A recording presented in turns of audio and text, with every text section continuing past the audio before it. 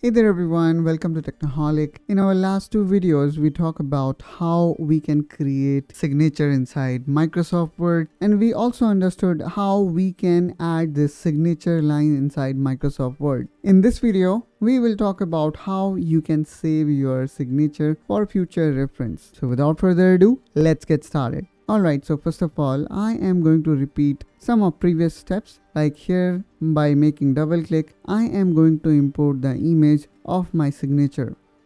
For those who are not aware of, how everything came in. First of all, let me insert a picture here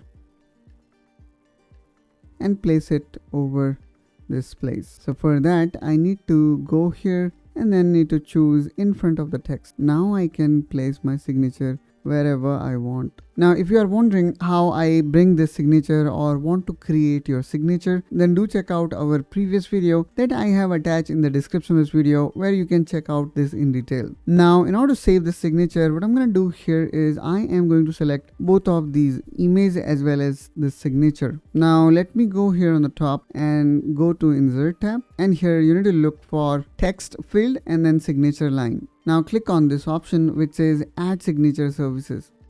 After selecting both, you need to go here on the top in Insert tab. You need to then click on Quick Parts. Then go here in AutoText and then select this option which says Save Selection to Auto Gallery. Now here you can name your signature. For example, I'm going to say Technoholic sign, and then we need to click on OK.